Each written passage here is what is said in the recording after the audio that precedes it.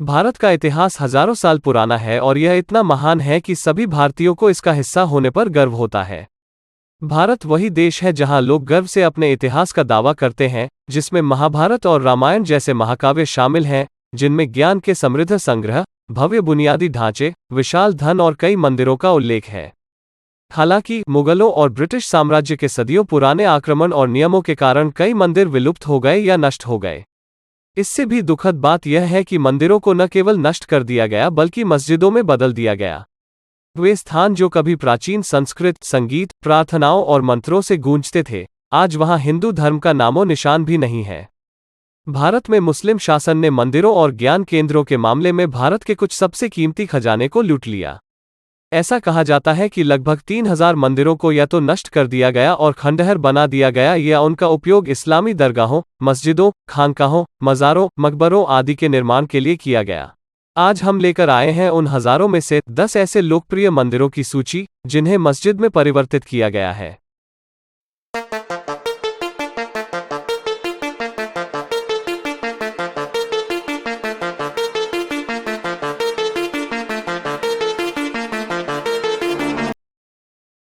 काशी विश्वनाथ मंदिर भगवान शिव को समर्पित सबसे प्रसिद्ध हिंदू मंदिरों में से एक है और वाराणसी में स्थित है, जो हिंदुओं का सबसे पवित्र स्थान है, जहां जीवन में कम से कम एक बार हिंदू तीर्थ यात्रा करने के लिए जाना चाहता है। यहां मुख्य देवता को विश्वनाथ या विश्वेश्वर नाम से जाना जाता है, जिसका अर्थ है ब्रह्मांड का शासक। 3500 वर्षों के प्रलेखित इतिहास के साथ वाराणसी दुनिया का सबसे पुराना शहर होने का दावा करता है। हालांकि काशी विश्वनाथ का मूल ज्योतिर्लिंग उपलब्ध नहीं है। मुगल आक्रमण के परिणामस्वरूप पुराने मंदिर को नष्ट कर दिया गया था। ऐतिहासिक रिकॉर्ड बताते हैं कि इसे मुस्लिम शासकों द्वारा कई बार नष्ट किया गया था। मुस्लिम आक्रमणकारियों के लिए यह एक पसंदीदा लक्ष्य था। इसके प्रमुख भवन को 1194 में नष्ट कर दिया गया था, 20 साल बाद फिर से बनाया गया और 15वीं शताब्दी में फिर से ध्वस्त कर दिया गया। 16वीं शताब्दी में असामान्य रूप से सहिष्णु अकबर के शासनकाल में इसे एक बार फिर से बनाया गया था, लेकिन अकबर के पोते औरंगजेब ने 1669 में इसे फिर से नष्ट करके इसके स्थान पर ज्ञानवापी मस्जिद का निर्माण किया।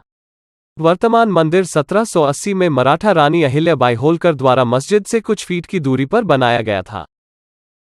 हिंदुओं के अनुसार जिस भूमि पर 1528 में बाबरी मस्जिद का निर्माण किया गया था, वह राम जन्मभूमि है। लेकिन मुगल राजा बाबर के सेनापतियों में से एक मीर बाकी ने राम के पहले से मौजूद मंदिर को नष्ट कर दिया और उस साइट पर बाबरी मस्जिद नामक एक मस्जिद का निर्माण किया।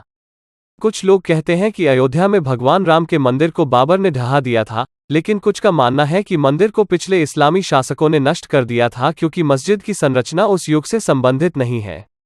हालांकि इसमें कोई संदेह नहीं है कि एक मंदिर मौजूद था और सदियों से लोग भगवान राम की पूजा करने के लिए इस जगह का इस्तेमाल करते थे। अब उपलब्ध मजबूत पुरातात्विक साक्ष्यों के साथ बाबरी मस्जिद स्थल पर एक बड़ा मंदिर आधार पाया गया। कानूनी लड़ाई 2019 में समाप्त हुई जब भारत के सर्वोच्च न्यायालय ने अयोध्या में 2.77 एकड़ की पूरी विवादित भूमि हिंदू समुदाय को सौंप दी, जिससे भगवान राम को समर्पित मंदिर के निर्माण की अनुमति मिल गई। श्री कृष्ण जन्मभूमि मंदिर, जिसे कृष्ण जन्मभूमि, कृष्ण जन्मस्थान या केशवदेव मंदिर भी कहा जाता है, पवित्र शहर मथुरा, उत्तर प्रदेश में स्थित है। गुजरात के द्वारका में द्वारकाधीश मंदिर की तरह कृष्ण जन्मभूमि मंदिर भी भगवान कृष्ण के पोते वज्र द्वारा बनाया गया है। किंवदंती है कि मथुरा को भगवान का जन्मस्थान कहा जाता है और स्थानीय लोगों का मानना कि मंदिर 5000 साल पहले बनाया गया था, जबकि पौराणिक यादव राजा को इसके निर्माण का श्रेय दिया जाता है। मंदिर में चंद्रगुप्त द्वितीय के शासनकाल के दौरान लगभग 400 ईस्वी में एक महत्वपूर्ण उद्धार किया गया था। 1017 ईस्वी में ध्वस्त होने के बाद मुगल साम्राज्य के दौरान एक ओरछा राजा वीर सिंह बुंदेला या वीर सिंह देव द्वारा मंदिर का पुनर्निर्माण किया गया था। कृष्ण जन्मभूमि मंदिर को भी सम्राट औरंगजेब ने नष्ट कर दिया था और केशव देव मंदिर के ऊपर शाही ईदगाह मस्जिद बनाई गई थी। यह एक राजसी मंदिर था और अभी भी मीलों दूर से इसके प्रमाण देखे जा सकते हैं। अगले मंदिर का निर्माण 1965 में एक लंबे राजनीतिक विवाद के बाद हुआ था, जो अभी भी चल रहा है। यह चौथा मंदिर है जिसे आप आज देखते हैं, लेकिन इस जगह का ऐतिहासिक केंद्र अपरिवर्तित रहता है। आप अभी भी प्राचीन जेल की कोठरी को देख सकते हैं, जहां कहा जाता है कि कृष्ण का जन्म एक अंधेरी बरसात की रात में हुआ था। मस्जिद के अंदर मंदिर के खंडहरों से बनी टूटी और विरूपित मूर्तियां मिलने का अनुमान है।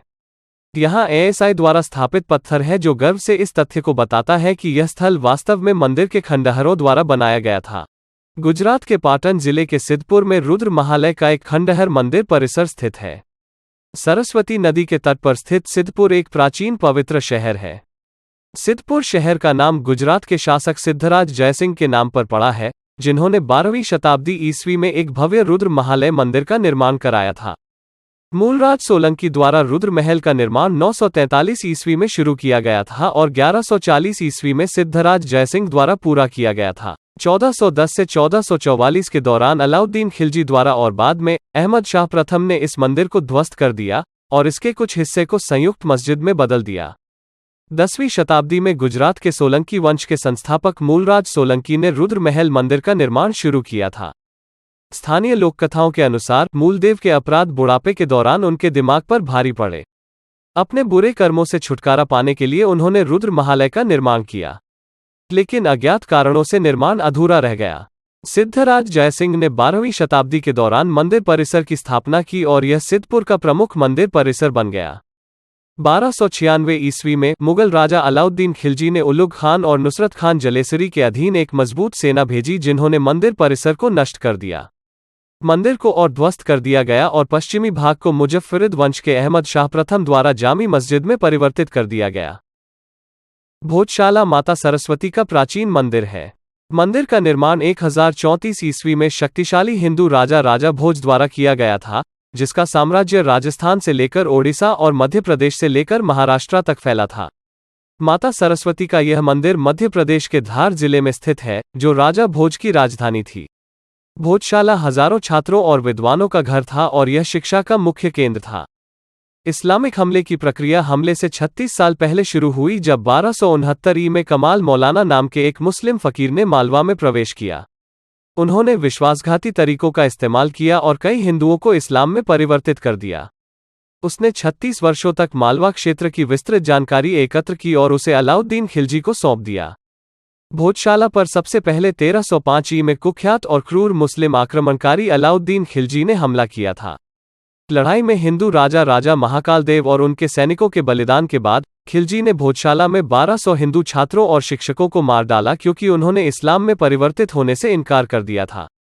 दिलावर खान नामक एक मुस्लिम सम्राट ने विजय मंदिर, सूर्य मार्तन मंदिर को नष्ट कर दिया और सरस्वती मंदिर भोजशाला के हिस्से को दरगाह में बदलने की कोशिश की।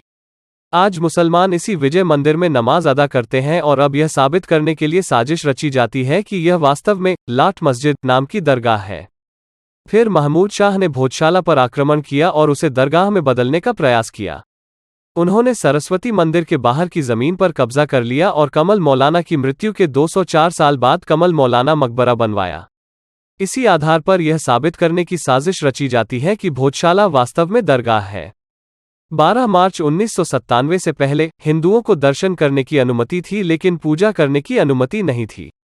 तत्कालीन सीएम दिग्विजय सिंह ने एक कठोर आदेश जारी किया, जिसमें मुसलमानों को हर शुक्रवार को भोजशाला में नमाज अदा करने की अनुमति दी गई और हिंदुओं को भोजशाला में प्रवेश करने से भी रोक दिया गया।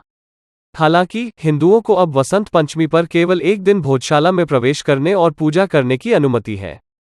पश्चिम बंगाल के पांडुआ में स्थित अदीना मस्जिद का निर्माण सिकंदर शाह ने 1358 से 1390 ईस्वी में एक भव्य प्राचीन हिंदू मंदिर के ऊपर किया था, जिसे अब भारत की सबसे बड़ी मस्जिदों में से एक कहा जाता है। किंवदंती कहती है कि मस्जिद मूल रूप से भगवान शिव का एक हिंदू मंदिर था, जिसे तोड़कर एक मस्जिद बनाया गया था। आदिना मस्जिद में प्रवेश द्वार और मस्जिद की दीवारों पर हिंदू देवताओं के कई अलग अलग अवशेष हैं। इसके अलावा मस्जिद के अंदरूनी हिस्सों में हिंदू नक्काशी और डिजाइन थे। यह बंगाल में निर्मित बेहतरीन स्थापत्य संरचना में से एक है। यह दिखाने के लिए पर्याप्त संकेत हैं कि इस संरचना पर हिंदू प्रभाव था। एक पत्थर की पटिया गणेश को प्रदर्शित करती है, जबकि दूसरे में भगवान शिव की नटराज प्रतिमा को दर्शाया गया है। उत्तरी और साथ ही पूर्वी मुख के प्रवेश द्वार पर द्वारों के शिखर सहित कई अन्य प्रमाण हैं। मस्जिद के अंदर पत्थर का काम भी आश्वस्त करता है कि मूल इमारत एक मंदिर थी। माना जाता है कि अदीना मस्जिद का अदीना नाम भी भगवान शिव को दर्शाने वाले आदिनाथ शब्द से आया है। जामा मस्जिद, जिसे 1424 ईस्वी के दौरान अहमदाबाद में अहमद शाह प्रथम द्वारा बनाया गया था, जिसे मूल रूप से कर्णावती के नाम से जाना जाता था, देवी भद्राकाली का एक हिंदू मंदिर है। अहमदाबाद शहर के मूल नाम विभिन्न युगों में भद्रा, कर्णावती, राजनगर और असिवल थे। भद्रा नाम देवी के नाम पर रखा गया था, जिसका मंदिर मालवा राजस्थान के राजपूत परमार राजाओं ने बनवाया था, जिन्होंने 9वीं से 14वीं शताब्दी के बीच इस क्षेत्र पर शासन किया था।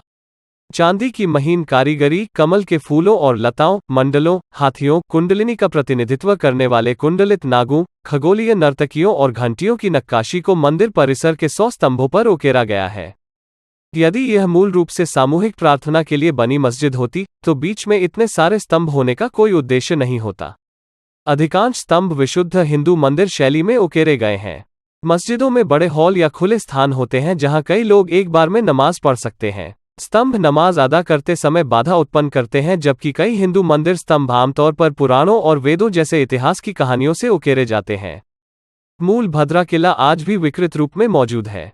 अहमदाबाद का नाम मुजफ्फरिद वंश के अहमद शाह प्रथम के नाम पर रखा गया था, जिसने 1411 में कर्णावती पर कब्जा कर लिया था। उसने अहमदाबाद को गुजरात सल्तनत की नई राजधानी के रूप में स्थापित किया और साबरमती नदी के पूर्वी तट पर भद्रा किले का निर्माण किया। विदिशा मध्य प्रदेश राज्य का एक शहर है, जो राजधानी भोपाल से लगभग 60 किलोमीटर दूर है। विदिशा अपनी बीजामंडल मस्जिद और अपने दिलचस्प इतिहास के लिए प्रसिद्ध है। बीजामंडल मस्जिद का निर्माण एक ध्वस्त हिंदू मंदिर के अवशेषों का उपयोग करके किया गया था, जो देवी चर्चिका को समर्पित था, जिसे तत्कालीन परमार राजाओं द्वारा बनाया गया था। साइट के स्तंभों में से एक में एक शिलालेख है जो बताता है कि मूल मंदिर पीठासीन देवता विजया देवी और विजय के अनुदानकर्ता को समर्पित था और मालवा के राजा नरवर्मन द्वारा बनाया गया था। एएसआई ने साइट पर इसका स्पष्ट उल्लेख किया है। बीजा या बिजे शब्द की व्युत्पत्ति देवी विजया रानी के मूल नाम की विकृति है। बीजा मंडल या बिजे मंदिर एक हिंदू देवी को समर्पित मंदिर था। औरंगजेब ने 1658 से 1707 ईस्वी में मंदिर को लूटा और ध्वस्त किया। उसने मंदिर के उत्तरी हिस्से में सभी कीमती मूर्तियों को दफना दिया और उसे एक मस्जिद में बदल दिया। लगभग 300 वर्षों के लिए एएसआई संरक्षित स्मारक का उपयोग केंद्रीय प्रार्थना कक्ष और मस्जिद के रूप में और बड़े समारोहों जैसे ईद के लिए किया जाता था। गुजरात के पश्चिमी तट पर सौराष्ट्र में वेरावल के पास प्रभास पाटन में स्थित सोमनाथ मंदिर शिव के 12 ज्योतिर्लिंग मंदिरों में से पहला माना जाता है। यह गुजरात का एक महत्वपूर्ण तीर्थ और पर्यटन स्थल है। अतीत में कई बार इसे नष्ट और पुनर्निर्मित किया गया था। वर्तमान मंदिर को हिंदू मंदिर वास्तुकला की चालुक्य शैली में पुनर्निर्मित किया गया था और मई 1951 में पूरा किया गया। इस पर आक्रमण के दौरान पूरे मंदिर के पुजारियों की हत्या कर दी गई थी और गजनी ने मंदिर के कीमती सामान को लूट लिया। यह ज्ञात है कि कई पूर्व इस्लामी अरब इस मंदिर में तीर्थयात्रा के लिए आए थे, क्योंकि यहाँ के देवता उनके चंद्रमा देवता का प्रतिनिधित्व करते थे। किंवदंती है कि यहाँ शिवलिंग फर्श और छत के बीच में हवा में बिना किसी सहारे के लटका रहता था। 1026 ईस्वी में गजनी के महमूद ने पहले मंदिर को लूटा और फिर अलाउद्दीन खिलजी के सेनापति अफजल खान और बाद में औरंगजेब आया। ऐसा कहा जाता है कि मंदिर को 17 बार लूटा और नष्ट किया गया था। मंदिर को बार बार गजनी से लेकर गुजरात के मुस्लिम राजवंशों तक और पुर्तगालियों से लेकर औरंगजेब ने लूटा। एक महान सभ्यता का प्रतीक जब तक वल्लभ भाई पटेल ने इसके पुनर्निर्माण का फैसला नहीं किया तब तक खंडहर बना रहा। दिल्ली में कुतुब मीनार वास्तव में ध्रुव स्तंभ या विष्णु ध्वज था, जो राजा विक्रमादित्य के समय से भी पहले अस्तित्व में था। 1191 से 1210 ईस्वी के बीच कुतुब उद्दीन ऐबक ने स्तंभ में अरबी लिपियों और रूपांकनों को मिश्रित किया था। उसके बाद उसके उत्तराधिकारी इल्तुतमिश, अलाउद्दीन आदि आए। अगर हम कुतुब मीनार को ऊपर के कोण से देखें तो उसमें 24 पंखुड़ियों वाला कमल दिखाई देता है। कमल निश्चित रूप से इस्लामी प्रतीक नहीं है, लेकिन यह एक प्राचीन वैदिक प्रतीक है और कहा जाता है कि सृष्टि के निर्माता ब्रह्मा भगवान विष्णु की नाभि से निकले कमल से पैदा हुए थे। कुतुब मीनार से सटी एक बस्ती है जिसे मेहरौली के नाम से जाना जाता है। मेहर अवाली संस्कृत का शब्द है। यह उस बस्ती को दर्शाता है जहां विक्रमादित्य के दरबार के जाने माने खगोलशास्त्री वराह मिहिर अपने सहायकों, गणितज्ञों और तकनीशियनों के साथ रहते थे। उन्होंने कुतुब मीनार को खगोलीय अध्ययन के लिए एक अवलोकन पोस्ट के रूप में इस्तेमाल किया। मीनार के चारों ओर वैदिक ज्योतिष के 27 नक्षत्रों को समर्पित मंडप थे। कुतुबुद्दीन ने एक शिलालेख छोड़ा है कि उसने इन मंडपों को नष्ट कर दिया, लेकिन उसने यह नहीं कहा है कि उसने कोई मीनार खड़ी की है।